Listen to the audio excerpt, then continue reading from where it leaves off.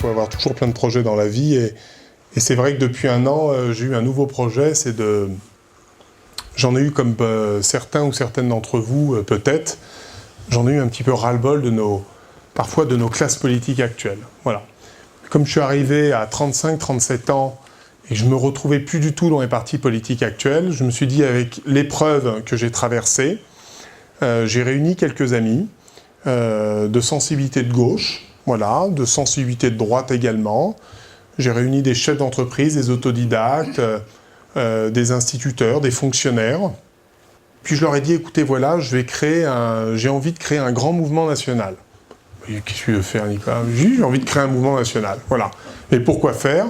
J'ai dit, j'ai envie de bâtir un grand projet réformateur pour mon pays. Réformateur pourquoi? J'ai dit, oui, j'ai envie de réformer ce pays. Donc, comme notre classe politique est incapable de bâtir un projet pour notre pays, comme je trouve qu'on a besoin de rêves, d'espérance et de projets d'avenir, et que je n'ai absolument pas ça aujourd'hui au travers de la classe politique, et qu'elle me désole littéralement, on va les mettre de côté, et je propose de créer un réseau, d'accord, et de co-construire ce projet avec la société civile. Et je veux des gens aussi bien des gens de gauche, des syndicats, des gens de droite, et qu'on se rassemble sur l'essentiel. Et donc de là, j'ai défini une ligne directrice qui est sociale pour l'homme, libérale pour l'entreprise. J'ai créé donc il y a maintenant une petite année Entreprendre pour la France. Voilà, ça veut bien dire ce que ça veut dire, mais entreprendre au sens large, hein, c'est pas réservé qu'aux entrepreneurs. Hein. Quand on va au Resto du Cœur pour défendre une cause, on entreprend. Quand on décide de fonder une famille, on entreprend.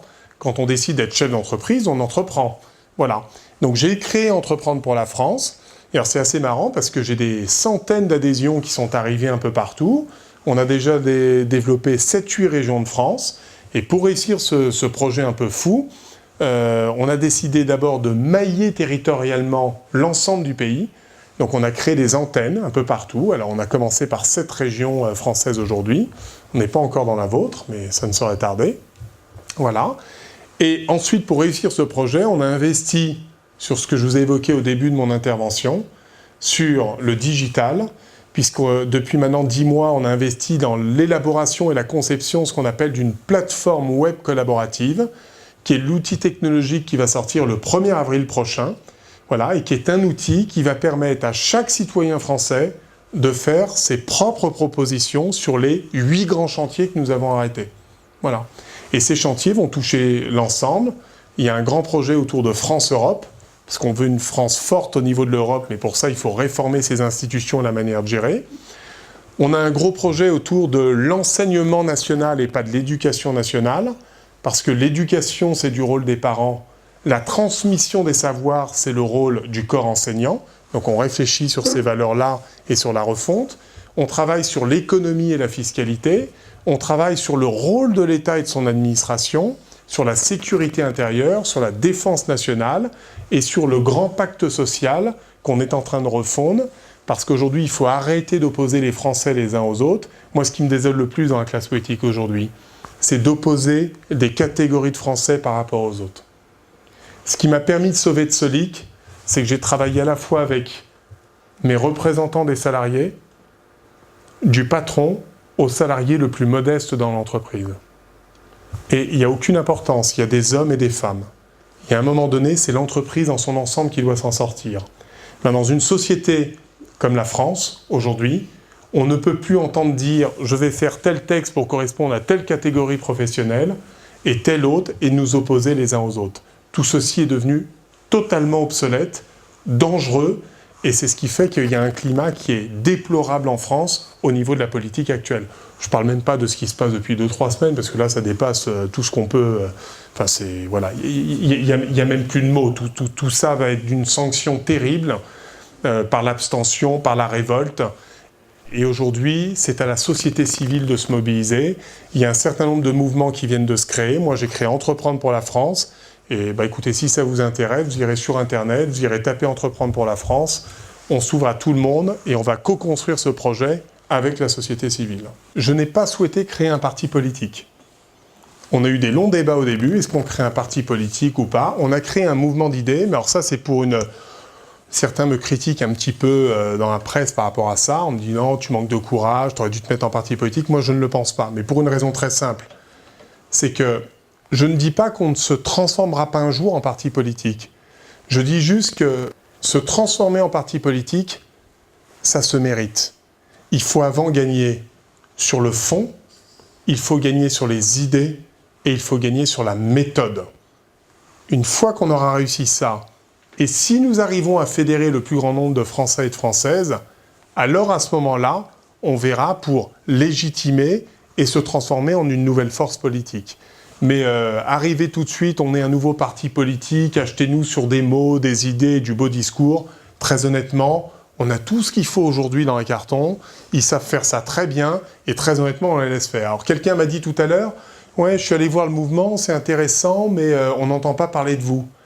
Oui, parce que pour le moment, on a décidé de ne pas faire de bruit. On travaille sur le terrain, on est dans les territoires. Il y a des groupes qui travaillent partout en France aujourd'hui. C'est en train de se répandre, ça fait maintenant 11 mois qu'on est créé. On est là pour construire un vrai mouvement de fond, issu de la société civile. Et je pense que dès qu'on aura le lancement de la plateforme collaborative, ça fait quand même 10 mois qu'on travaille dessus, le 1er avril prochain, là on va commencer à accélérer et chacun pourra apporter ses propositions. Voilà. Et vous pourrez ensuite réagir, interagir, mais jamais en étant clivant. Je termine juste sur cet exemple-là. Si je prends le rôle de l'État et de son administration, qui est un sujet un peu d'actualité, on est en train de travailler sur le fait de simplifier les couches administratives de la France. Bon. On ne vous posera jamais la question sur la plateforme, êtes-vous pour ou contre la suppression des cantons? Parce que si je fais ça, il y a vous, madame, monsieur, etc. Vous allez dire, moi je suis pour, puis vous allez me dire, moi je suis contre, parce que vous avez une expérience, parce que, etc. Voilà. Et là, qu'est-ce que je fais? Je suis clivant, j'oppose une catégorie de Français par rapport à une autre. Maintenant, on vous posera la question suivante, on vous expliquera pourquoi est-ce qu'on pense qu'il faut simplifier la couche administrative, parce qu'on peut rendre notre administration plus efficace, moins coûteuse, et baisser significativement les impôts.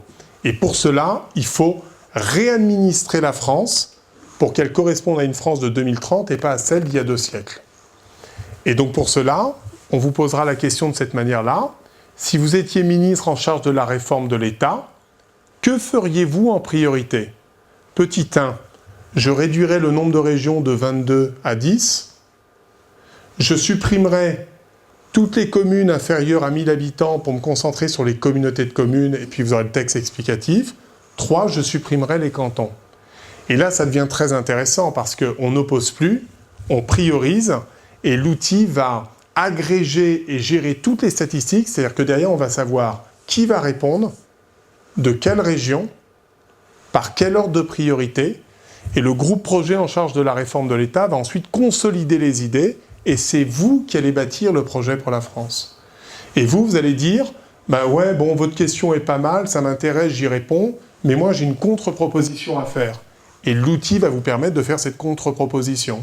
Et on va vous dire, bah écoutez, on la retient, elle passera tel jour, elle sera ouverte pendant 2 mois, et vous allez contribuer au projet pour la France. Voilà.